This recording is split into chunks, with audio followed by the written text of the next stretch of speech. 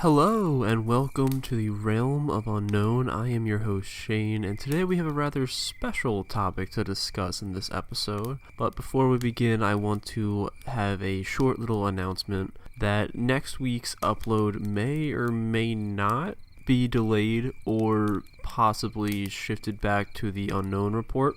I am going back to classes come Monday and this weekend and into next week. I will be setting up my little section within an overall gallery show, so I will be a lot busier, and as I am adjusting to this new schedule, I just may not have time to fully record and edit a full episode with all the roommates coming back and classes starting up. So I apologize for that in advance, but hopefully it doesn't come to that, and I will be able to get another episode out for you guys. But with that being said, without further ado, let me introduce today's topic, and today we will be discussing the Philadelphia Zoo.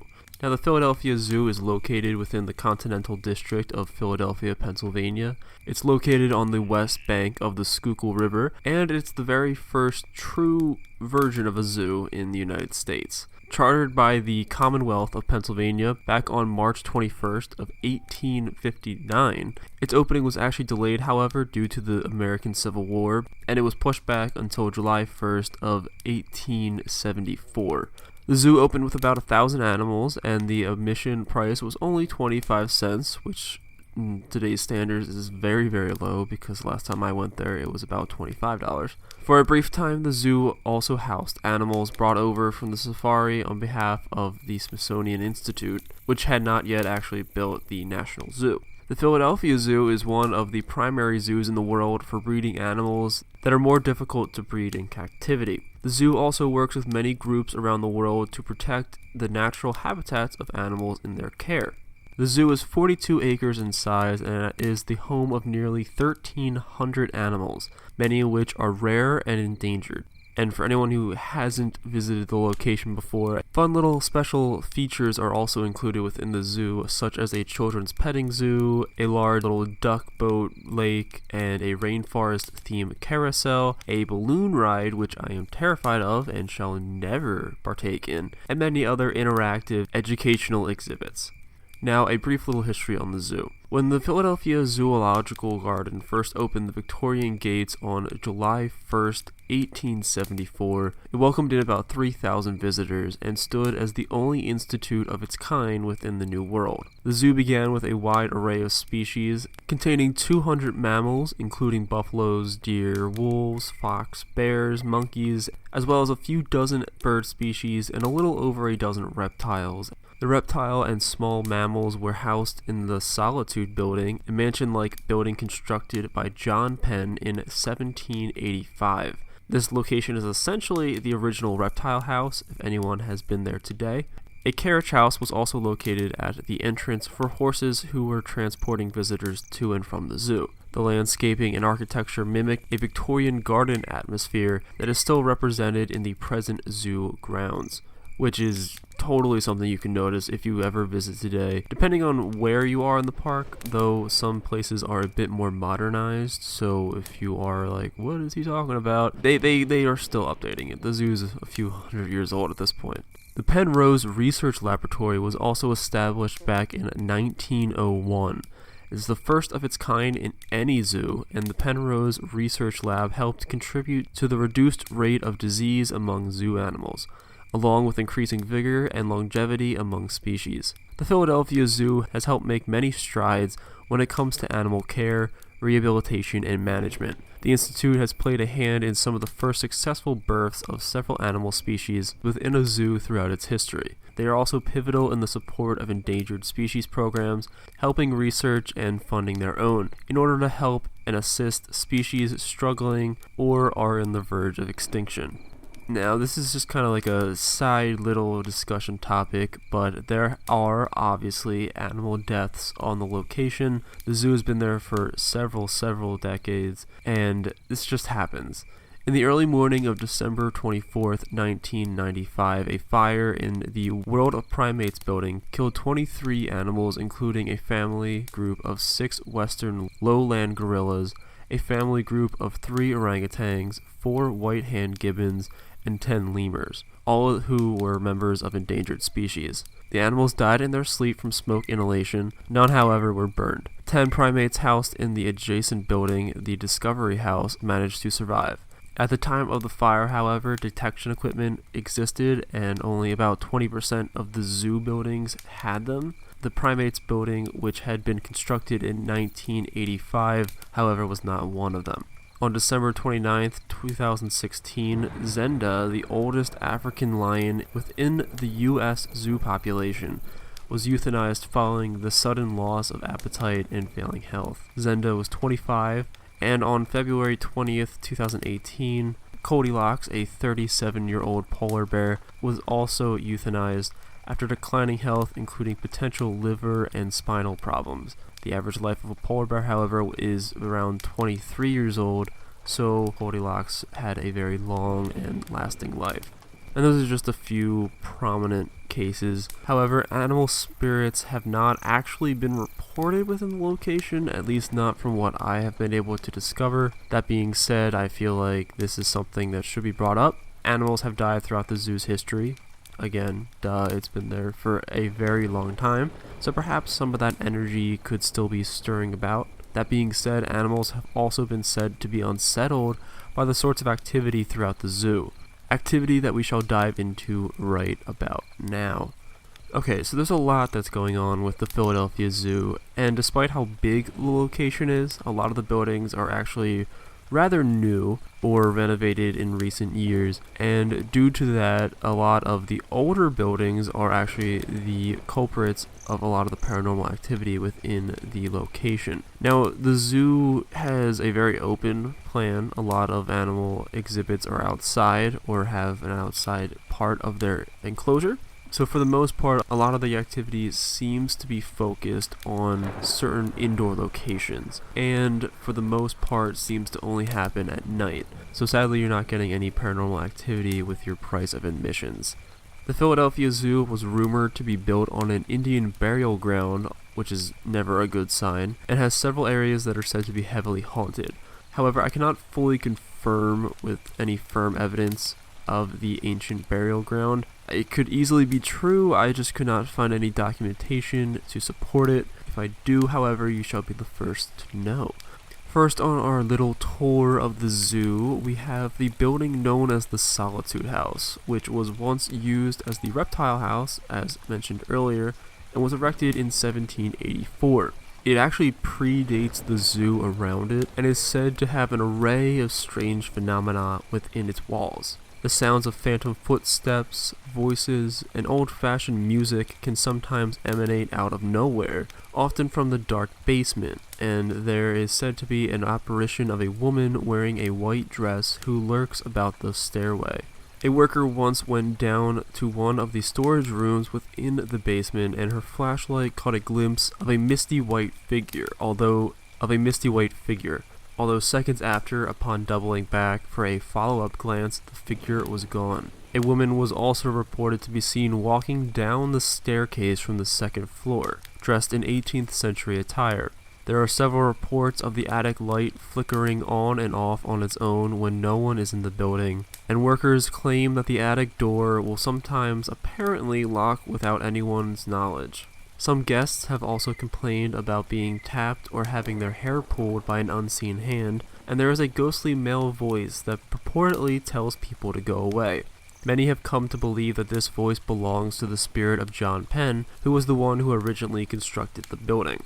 Another haunted building at the zoo is the Shelley Building, which houses animal administration offices and classrooms for various educational programs. Doors in the building are said to open and close on their own, and a ghostly face allegedly has the habit of peering out through the windows, with staff members claiming to have seen curtains moving from across an indoor window across the room while at the front desk, only to spot a face peering out from the other side. Now, I believe, and I cannot fully 100% confirm this because it has been at least 12 years or so since I've done this, but I believe I actually slept over the Shelley house during a Boy Scout camping trip with my local scout group, along with my dad and several other people. our section of the group was split off. I remember we were sleeping in a building primarily used for education. However, my only firm memory of this event was the peacocks of the zoo sleeping in the tree outside of the building, and the Shelley house kind of stands on its own, so I cannot fully confirm whether or not we slept in this building or if we slept in a different building that just happened to have the exact same layouts and office spaces and classroom-esque aesthetics. So I don't know.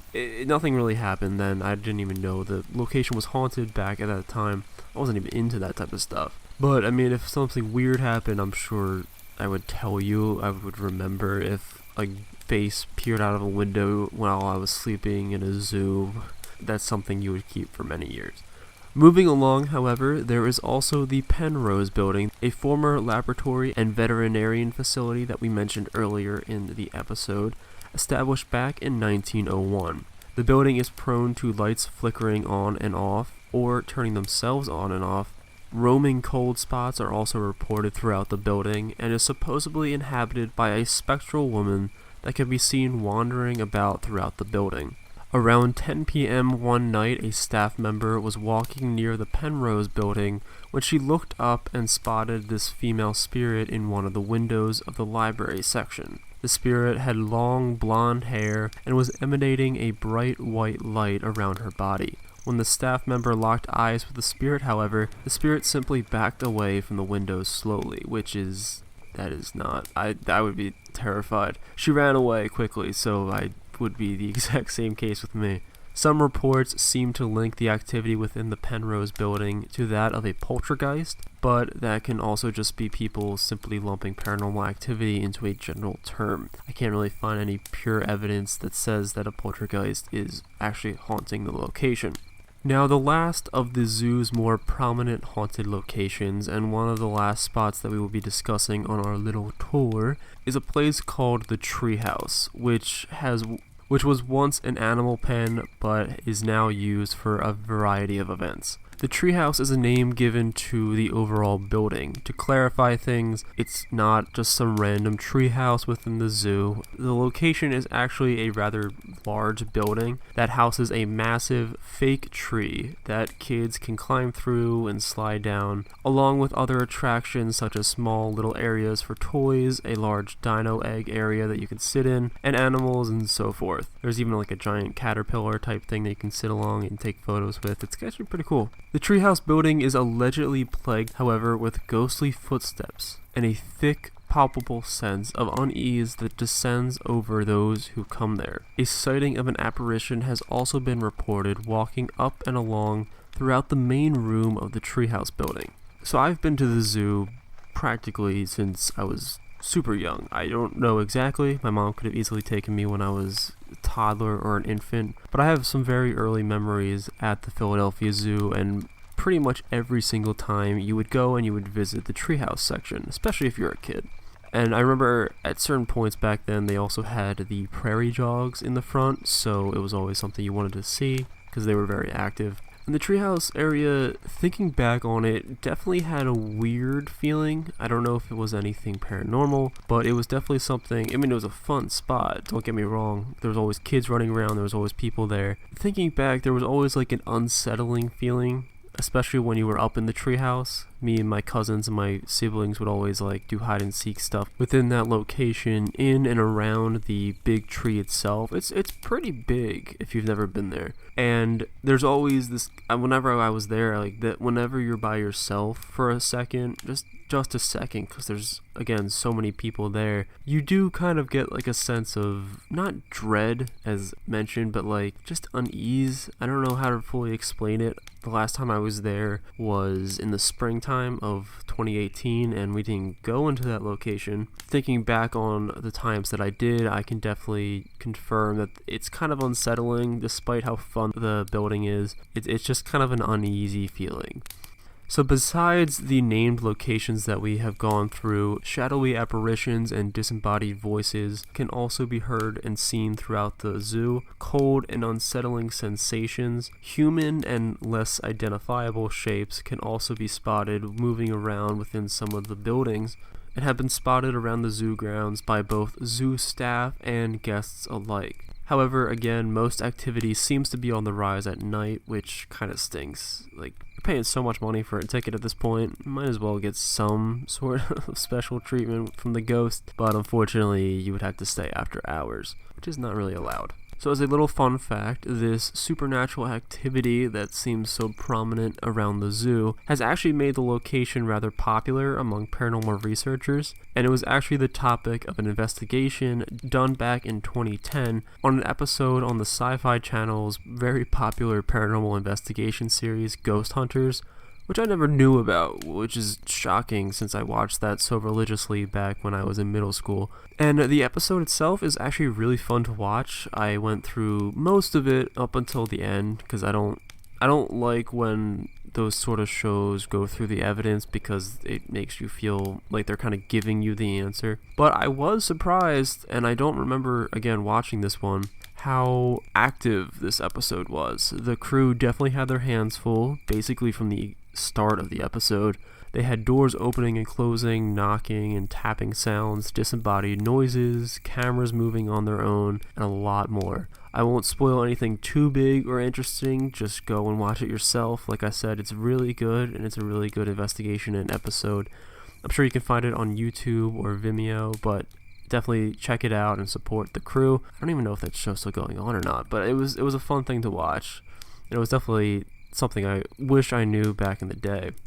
Now, to wrap this up with something that we discussed back in the Clinton Road and Dark Watchers episodes, I like to do some explanations to possibly explain these things because, again, I'm not at these locations. I haven't done investigations for the most part on my own, so I can't fully confirm or deny anything that's happening because I haven't interviewed people, I haven't been to the location for this purpose. But some of the explanations while going over this research, just through a skeptical mind, I can definitely create a few.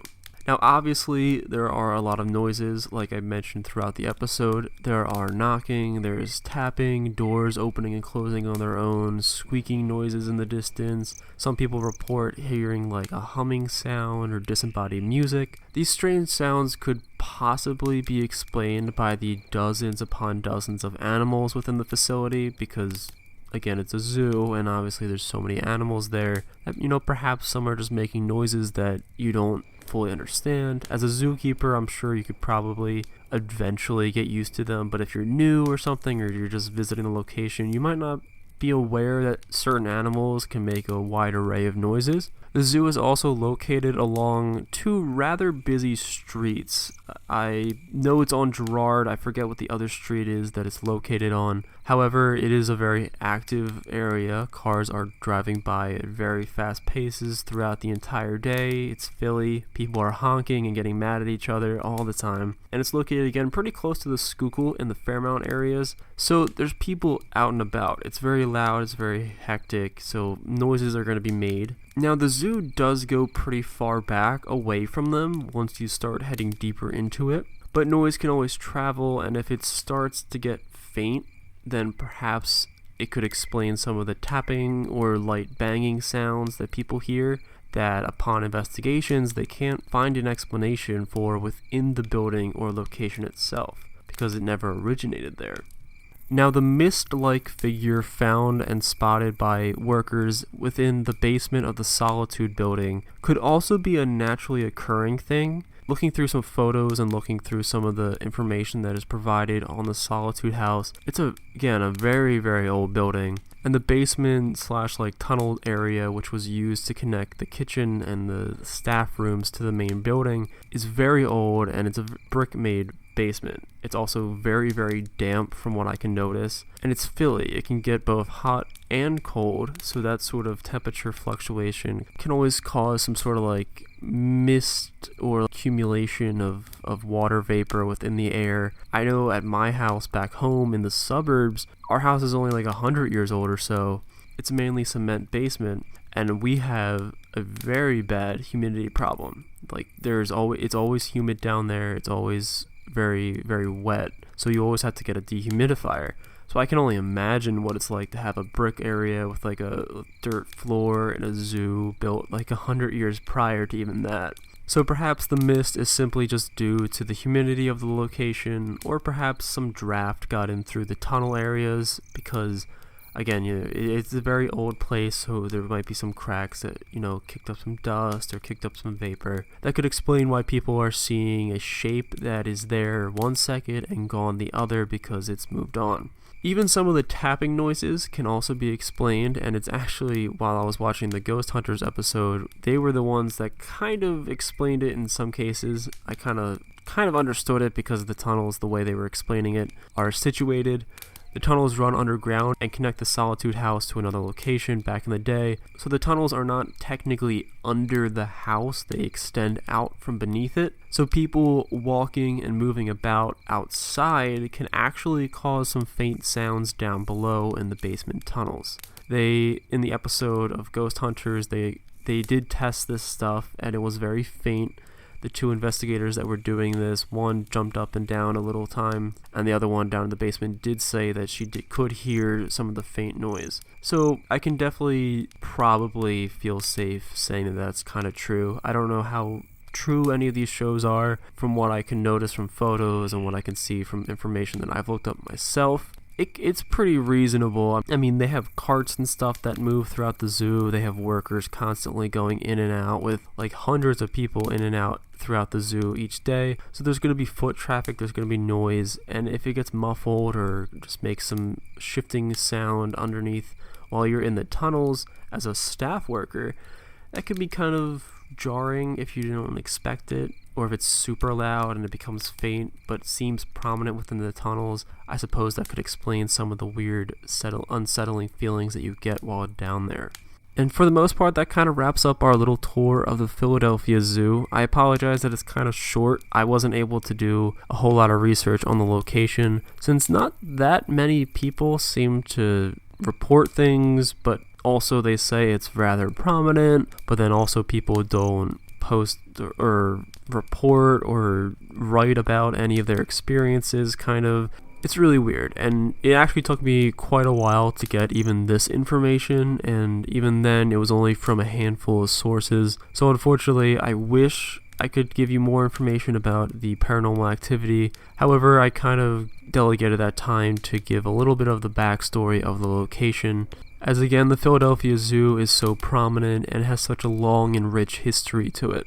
Now, let me know if you guys enjoyed this episode and enjoyed discussing something that I personally have been to. I definitely want to talk about some more spots, like I mentioned in the previous episode, such as Laurel Hill and Eastern State Penitentiary, both locations that I have visited and done some investigations at. And I would love to discuss more spots in and around Philadelphia. I love the city, and I love a lot of the locations that it has. All the buildings have such rich history to it, and I would love to discuss some of the paranormal activity that may be tied in with those locations and buildings. But again, this is me wrapping up the episode and rambling on because I never know how to end these things. But if you guys enjoyed, you can reach out to me with your own stories or suggestions or reviews at my email at realmofunknown@gmail.com. Or you can reach out to me on Twitter and Instagram at realmofunknown. It is capitalized on Twitter, but I don't think that really matters. I'm posting on Instagram a bit more as well, and if you follow me on both platforms, I always post photos and evidence relating to the locations that we discussed in these episodes, along with the episode links. So if you want to see some of the photos or see some of the locations that were discussed, such as the Solitude House and the building in the basements down below it, check me out on Twitter and Instagram, and I'll have those up rather quickly.